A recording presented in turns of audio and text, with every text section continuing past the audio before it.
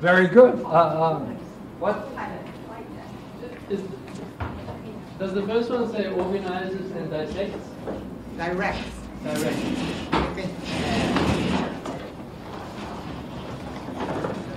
Dissects would be funny. I put some ideas on the board. Right? There's something that organizes and directs all of our mental activities.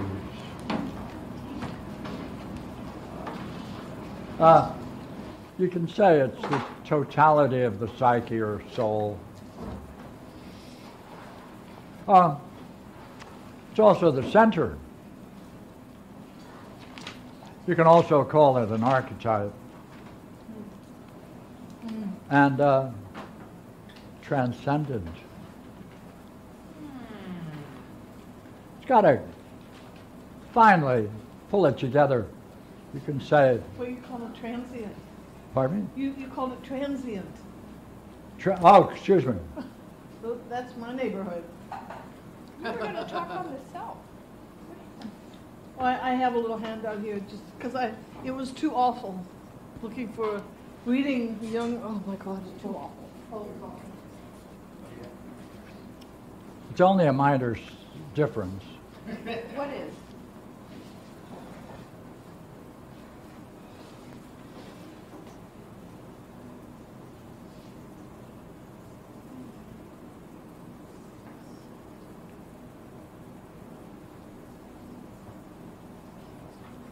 Transcendental or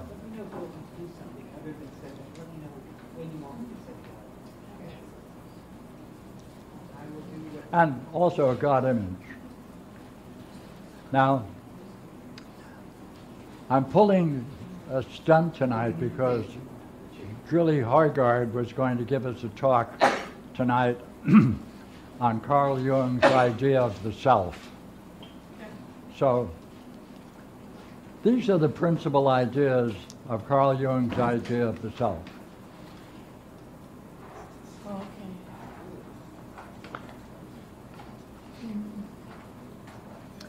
Hey, you know what?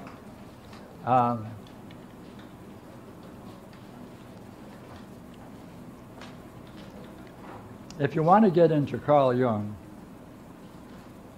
there are many books. He's got many, many books. This one is really the most interesting and challenging. Psychology and Alchemy. Okay. I had that. I'll look. Is that mine or yours? Can I have a look? I can't hear you. I just wondered, is that mine or yours? I think it's mine. Oh. He just borrowed it from me Oh, a okay. week ago. Then I guess the Okay, answer is- look here.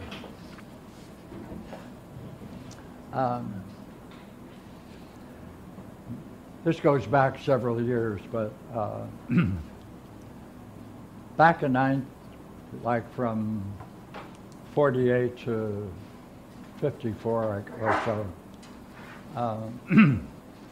I got into Nicholas Berdyaev and Ouspensky and Paul Brunton. And then came along Carl Jung stuff.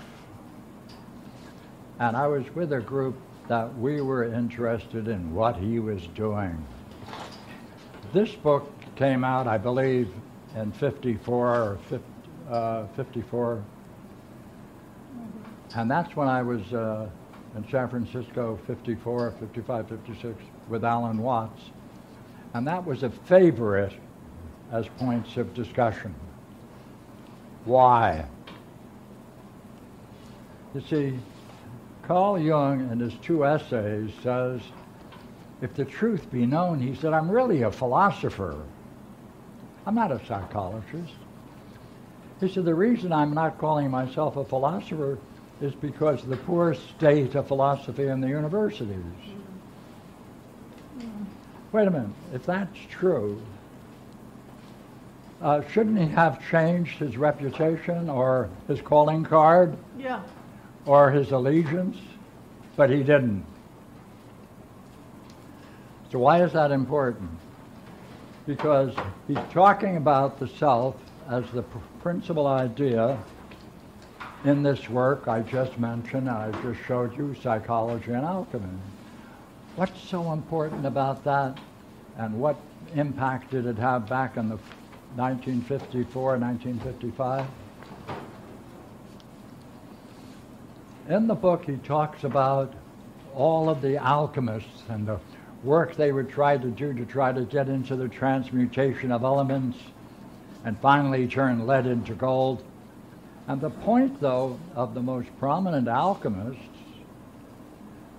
they thought that was a scam and it was worthless. So in this book on alchemy, he quotes Bernard of Traviso.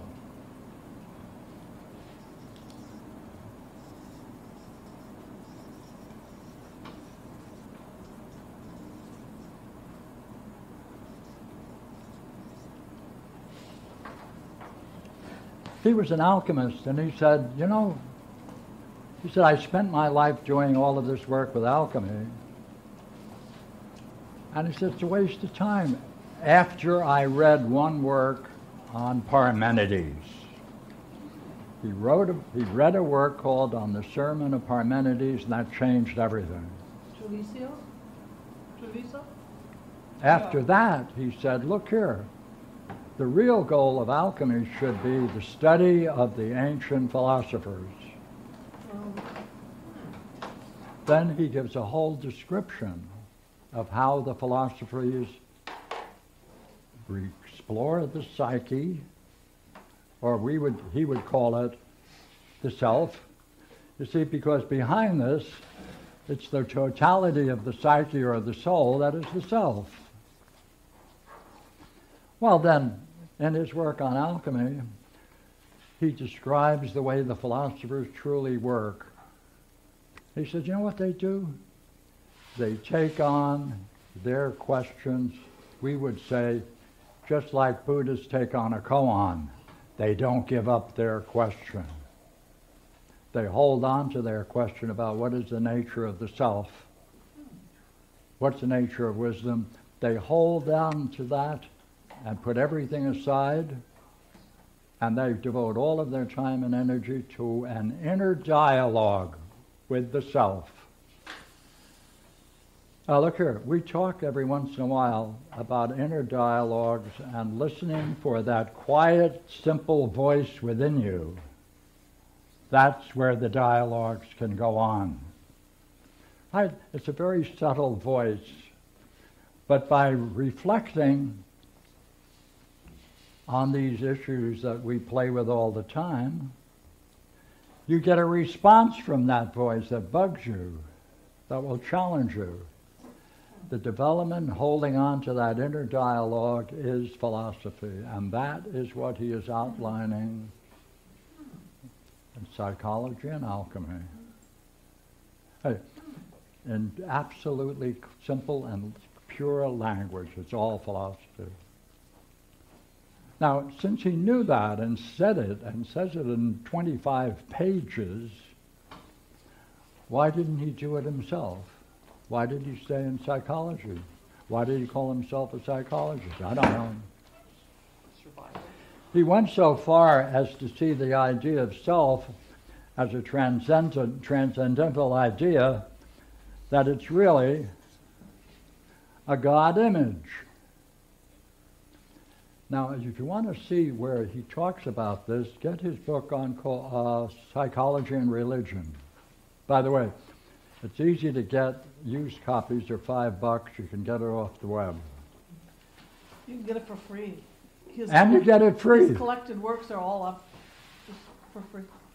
Well, I didn't know they were all free too, but that's good. Look here. There isn't that, see? This is the same thing as saying oneself. That's Parmenides. So, in a way, we, Noetic Society, our game, people that we're involved in, we are truly the inheritors of what Carl Jung started but backed away from, because he couldn't officially take the implications of the fact that he really is behind everything a philosopher.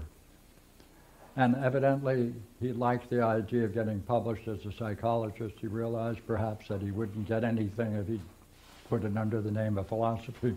Anyhow, if you want to look at it, page 334, I think, my memory isn't that good, but might be, in Religion and Psychology, he talks about the difficulty people had with this idea that the self could be considered coincidental with a God image.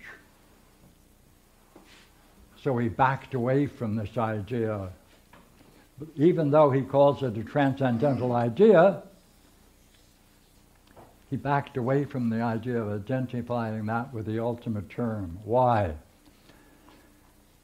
He said, you know what? He said, I'm really a psychologist. Everything that happens is within oneself. And therefore he got away with it. He said, I'm really talking not about something independent of man, as if the realm of ideas is independent of man and having its own mode of existence. What did he do? He said, I'm not going to talk about that. It's just something that occurs within man. You have a God image. And that saved him from heresy. Right? Yeah. So, But it's, what kind of, oh, yes, go ahead.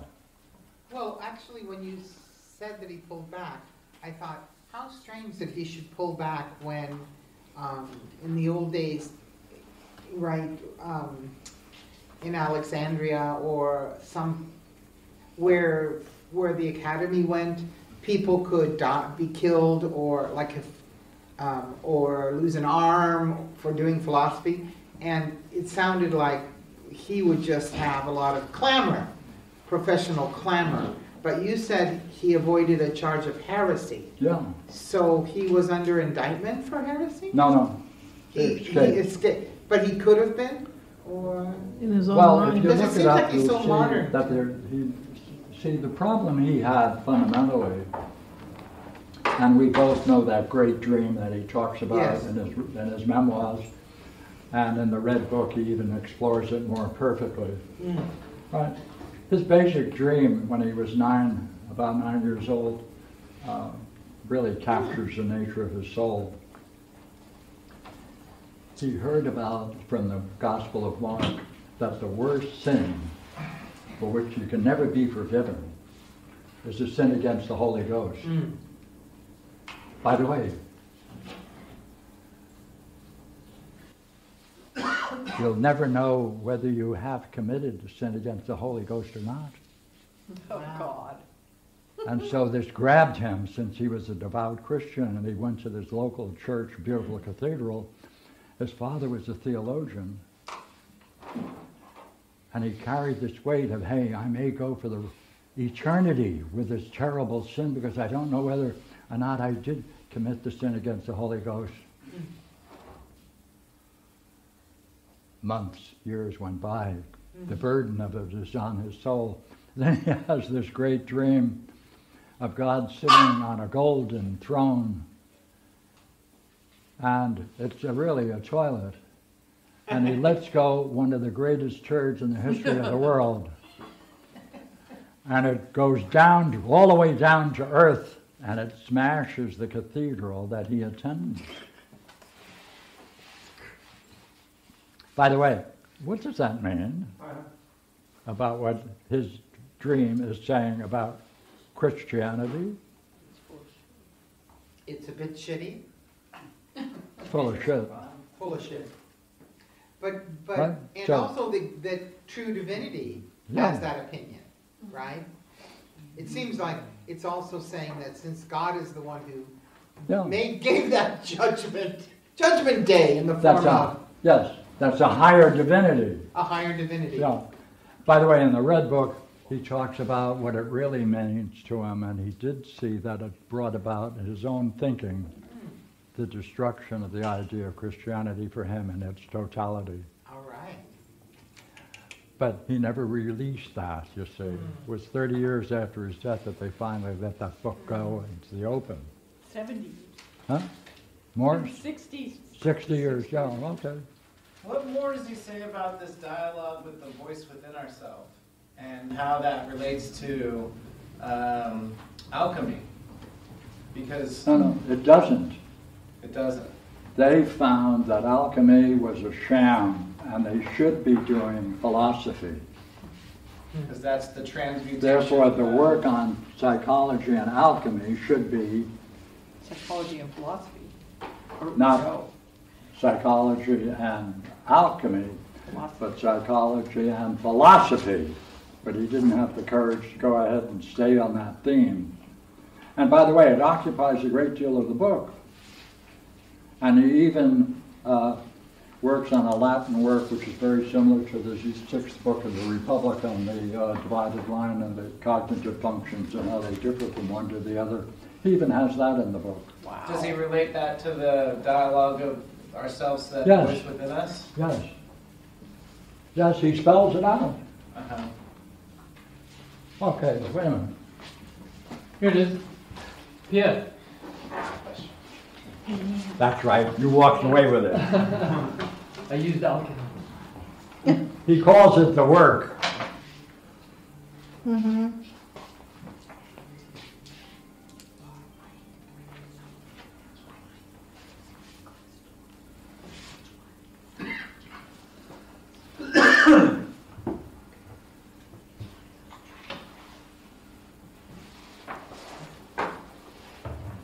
This is a borrowed book. My book was in the garage, in the storage, and therefore I'd find it quickly. It's more difficult to find it in someone else's book.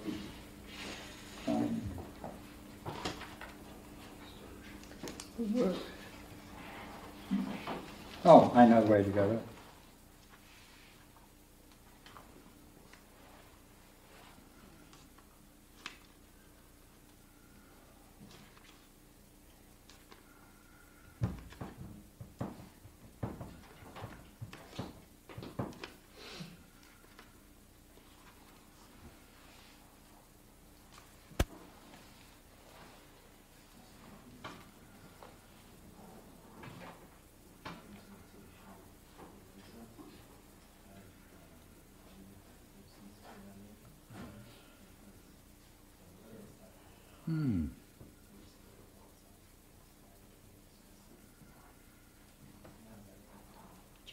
Well, Yeah.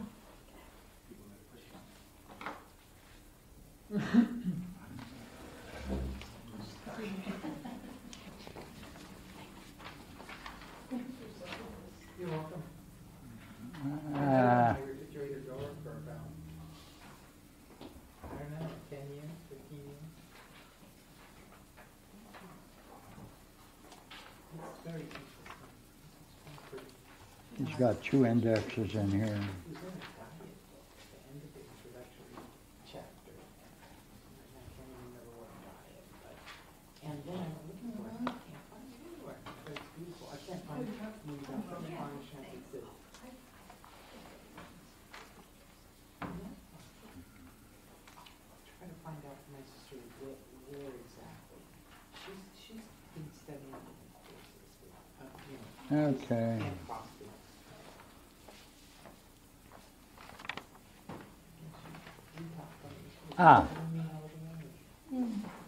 246.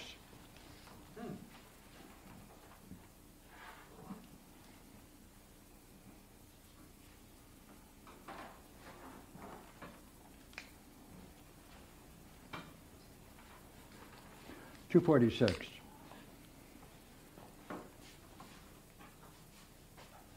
The psychic nature of the alchemical work is the title.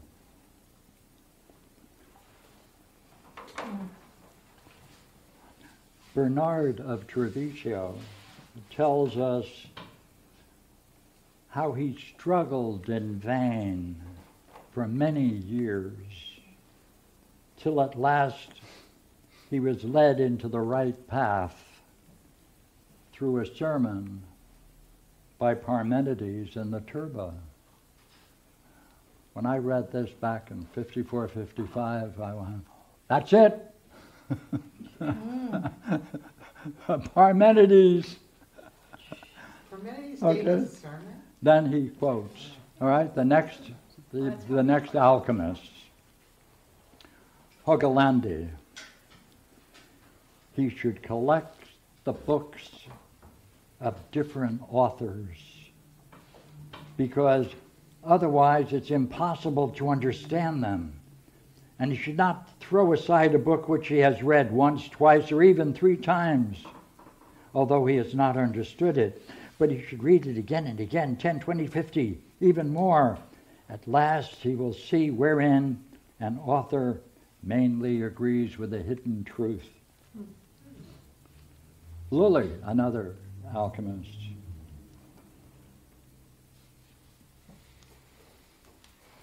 Quoting Lully as his authority, the same author says, that would be Hogelandi, that owing to their ignorance, men are not able to accomplish the work, alchemy, until they have studied universal philosophy, which will show them things that are unknown and hidden from others.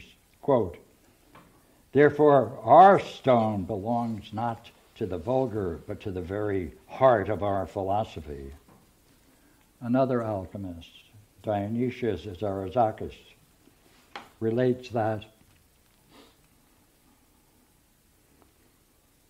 a certain religious doctor of excellence advised him to refrain from useless expense in these diabolical schemes of alchemy, and devote himself rather to the study of the books of the old philosophers, so as to acquaint himself with the vera materia.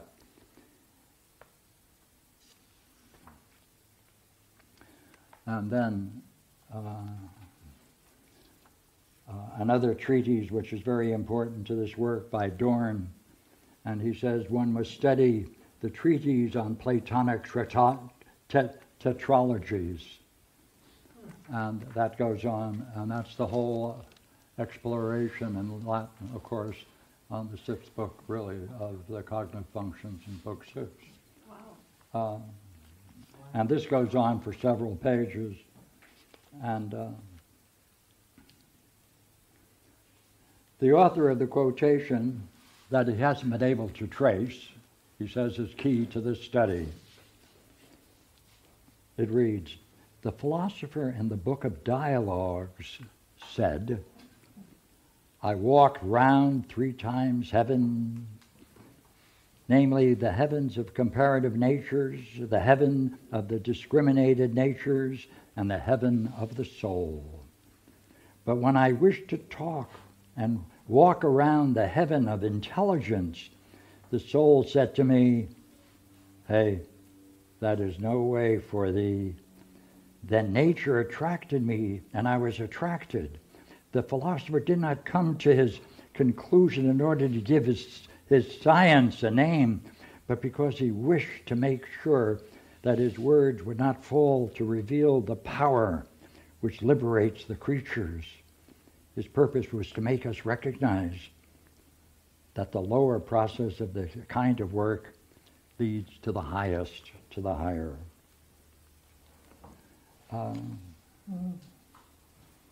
Then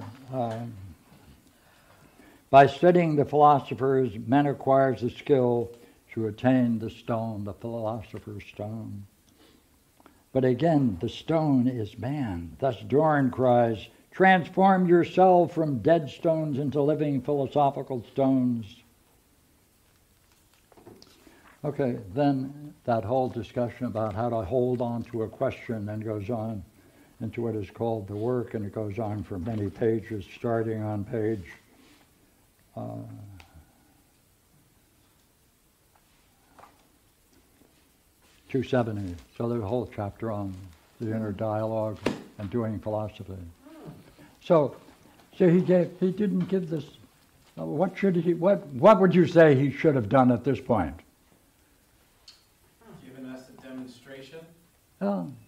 And go into Parmenides, go into the ancient philosophers, and show how through philosophy you can gain the goals that he thinks psychology should be doing and studying under alchemy. Well, good man, that's what you said we're doing. That's right. We're really the heirs of Carl Jung. Sounds like we put our foot in the mouth. So I just thought we'd spend a few minutes having some fun over. Hold on, some questions. Just the Parmenides sermon, where did that, was that the Parmenides we know of? If so, what is the city or Well, That's what I'm just in those days see, he quotes it and he gives a source, but that wasn't available at the time. And all I had was the sermon on Parmenides. And since he's talking about the ancient philosophers, I assumed it was going to be the same one. Okay, But how do then- you spell the but- name? Yeah, what? Turba. Turba. Yeah. Is that Oh, by the city? way, Is I that- have the whole thing. It's now translated and I have the whole thing. And Fantastic. there's a whole book on it. And also, if you're interested, there are also graphs showing when each of the alchemical works was published, right? And the dates, and in each country, Wow. and in Latin, right, and etc. Did you say you have the Parmenides sermon? What? Is that the Parmenides sermon? No, the Parmenides sermon is called the Turba, Yeah. and I have that on page, and also the original work of Traviso on alchemy. He did a great allegory on the fountain. That's there. I have Paracelsus.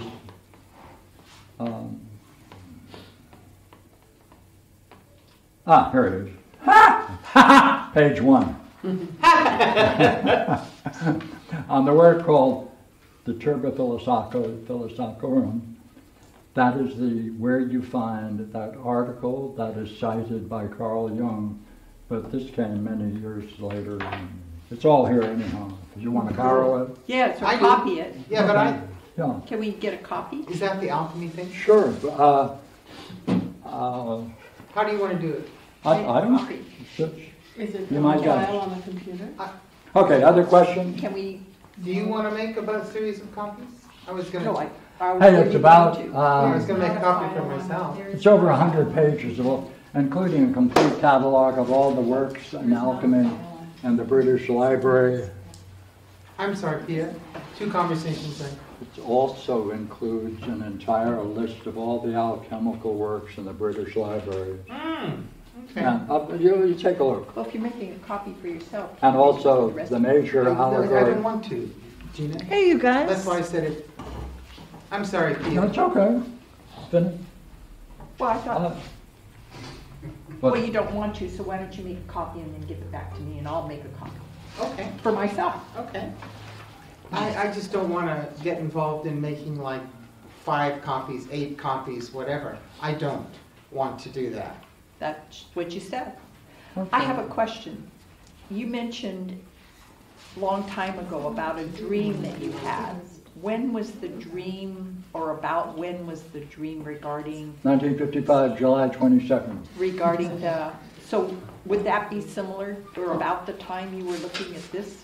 Yes, that's the time when that work came. I believe it came in 1953, 1954, because my memory with Alan over coffee in 55, we poured over it and had fun talking about it.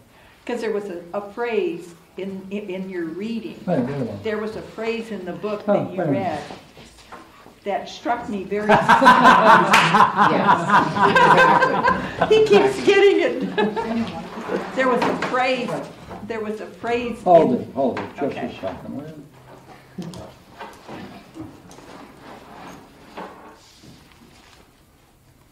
Okay, published by Pantheon in 1953. Yeah. Well, there was a phrase that you read that struck me as very similar to the content or the images that you described in your dream Okay. about being looking at the ancients, and this book that you Oh, looked yeah. at was ancient. Oh, yeah, that's true. And this guy was standing there.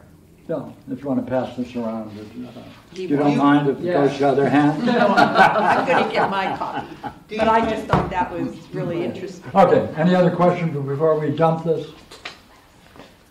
Well, I got into